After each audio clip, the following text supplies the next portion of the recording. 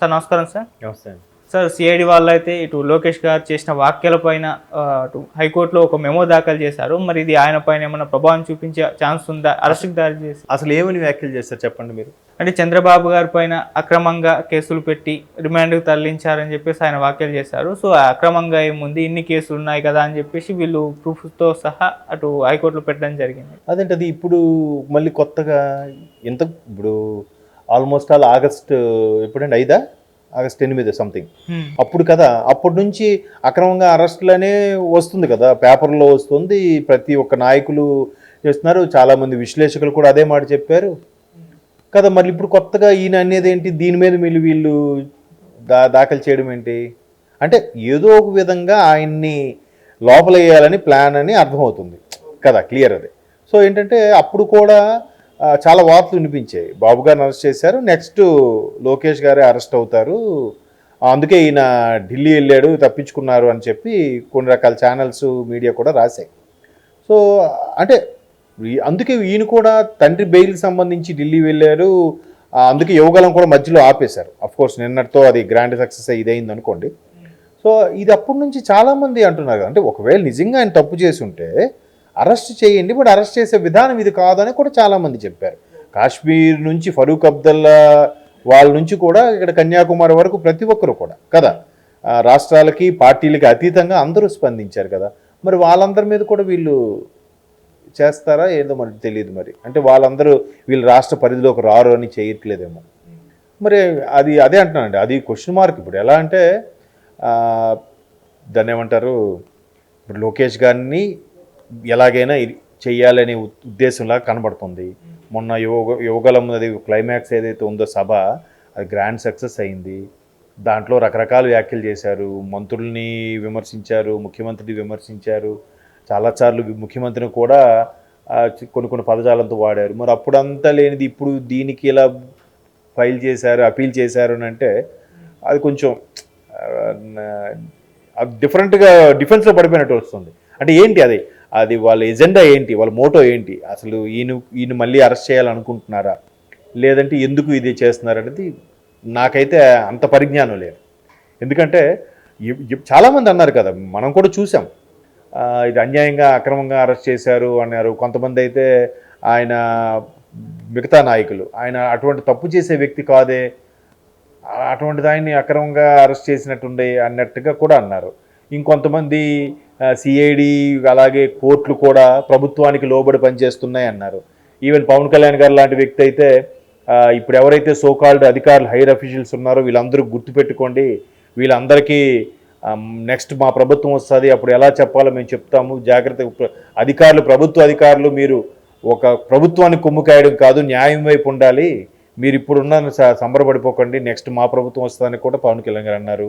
ఇదే లోకేష్ గారు నా రెడ్ డైరీలో అన్ని నోట్ చేసుకుంటున్నాను, ఎవరెవరు ఏ అధికారి ఎలా బిహేవ్ చేశారో కూడా నేను నెక్స్ట్ మా ప్రభుత్వం వస్తుంది అని చూపిస్తాను అని కూడా చాలా సందర్భాల్లో చెప్పారు. మరి అప్పుడు అవన్నీ చెప్పినగా అప్పుడు ఫైల్ చేయింది, ఇప్పుడు ఎందుకు ఫైల్ చేస్తున్నారు అనేది నాకైతే తెలియదు.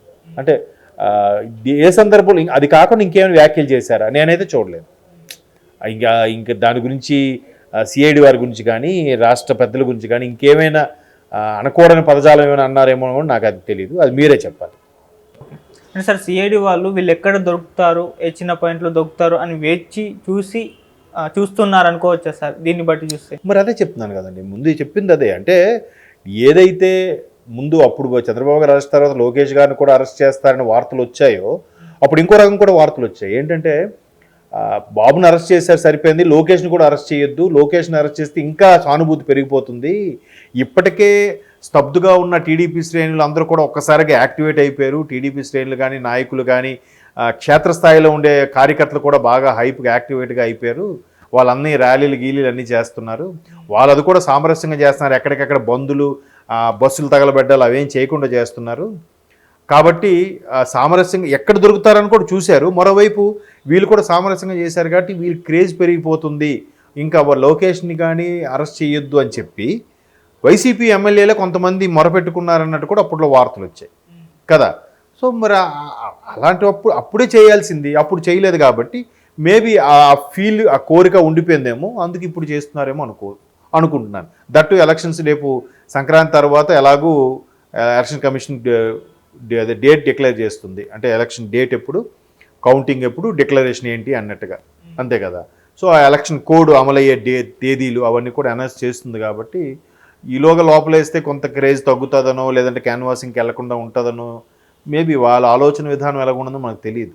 సిఐడి వాళ్ళు కానీ ఎవరైనా ప్రభుత్వ తరపున అంతకుముందు ఆయన పేరు కూడా చాలాసార్లు వినిపించింది, ఏఐజీ వారు కదా, advocate general, assistant advocate general, ఆయన పేరు ఆయన కూడా ఒకవైపే మాట్లాడుతున్నారు అన్నట్టుగా రకరకాల ఉన్నాయి. ఇవి అప్పటి నుంచి వినిపిస్తూనే ఉన్నాయి. అలాంటప్పుడు అందరి మీద కూడా చేయాలి కదా. మరి ఇది ఎంతవరకు కరెక్టో తెలియదు. మేబీ మీరు అన్నట్టు అప్పుడులో అరెస్ట్ కోరిక తీరలేదు కాబట్టి ఇప్పుడు తీర్చుకోవాలనుకుంటున్నారేమో, మరి మనకు తెలియదు. ఇంకా అది వాళ్ళ విజ్ఞతకే వదిలేయాలి. మరి ఇప్పుడు సిఐడి వాళ్ళు దాఖలు చేసిన ఈ మెమోల ప్రజెంట్ కండిషన్ ఏంటంటే ఏమన్నా లోకేష్ గారిని అరెస్ట్కి దారి తీసే ఛాన్స్ ఏమన్నా ఉందా సార్? అది చెప్తున్నాను కదండి. అది మనం వాళ్ళు నిజంగా అరెస్ట్ చేయాలి లేదా పెద్దలు చెప్పిన దాన్ని బట్టి ఫాలో అయితే మాత్రం అరెస్ట్ చేయొచ్చు. మళ్ళీ అది లాండ్ ఆర్డర్ ప్రాబ్లం రావచ్చు, లేదు ఊరికే క్షేత్రస్థాయిలో ఇప్పుడు జనసేన టీడీపీ ఒకటయ్యాయి. ఈ జనసేన టీడీపీ ఒకవైపు, వైసీపీ కార్యకర్తలు ఒకవైపు, మళ్ళీ క్షేత్రస్థాయిలో వారు ఎవరైనా గొడవలు దిగితే, ఇబ్బంది పడితే అలాంటివి కూడా ఆలోచించి నిర్ణయం తీసుకుంటారని అనుకుంటున్నాను. ఎందుకంటే ఇప్పుడు ఎలక్షన్స్ ముందు రేపు పైగా ఇప్పుడు క్రిస్మస్ హాలిడేస్ ఉన్నాయి, నెక్స్ట్ సంక్రాంతి పండుగ ఉంది.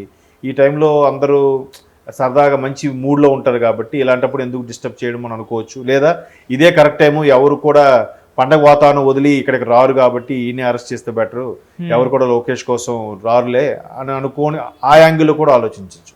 చెప్పలేము. వాళ్ళు అక్కడ వాళ్ళ అధిష్టానం ఏం నిర్ణయం తీసుకోమని ఏం చేయమంటే వీళ్ళు అలా తూచా తప్పకుండా పాటిస్తారు, అలా ఫాలో అయిపోతుంటారు. సార్ ఒకవేళ ఇప్పుడు ఆయన అరెస్ట్ అయితే కానీ టీడీపీ పైన ఇది ప్రభావం చూపిస్తుందా, లేకుంటే వైసీపీ పార్టీ పైన ప్రభావం చూపిస్తుంది? ఎవరికి ఎక్కువ ప్రభావం? అంటే ఏ పరమైన ప్రభావం అంటున్నారు? నెగిటివ్ అయినా పాజిటివ్ అయినా? ఎవరికి పాజిటివ్ ఉంటుంది, ఎవరికి నెగిటివ్ ఉంటుంది? అదే అండి, ఇప్పుడు చంద్రబాబు గారు అరెస్ట్ తర్వాత ఒక్కసారిగా గ్రాఫ్ మారిపోయింది కదా. చాలా వరకు అంతవరకు మంచి వైసీపీకి ఒక 48%, టీడీపీకి ఒక 47%, 1% తేడా. అలాగే జనసేనకి ఇంకొంచెం తక్కువ పర్సంటేజ్. సో అప్పుడు టీడీపీ జనసేన కలిస్తే మంచి బాగుంటుంది, వైసీపీ కన్నా ఒక 4% తేడాలో ఉంటుంది, దీనికి దానికి టగాఫర్గా అవుతుండే అన్నట్టుగా అనుకున్నారు. బట్ చంద్రబాబు గారు అరెస్ట్ తర్వాత సమీకరణలన్నీ మారిపోయాయి, అన్నీ మారిపోయాయి. టీడీపీకే ఫేవర్గా ఉందని కూడా చాలా మంది చెప్తున్నారు. నేషనల్ మీడియాలో కూడా మొన్న ఒకటి చెప్పారు, కానీ ఒక వైసీపీకే ఎక్కువ అవకాశం ఉంది, టీడీపీకి తక్కువ అవకాశం ఉంది అన్నట్టుగా చెప్పారు.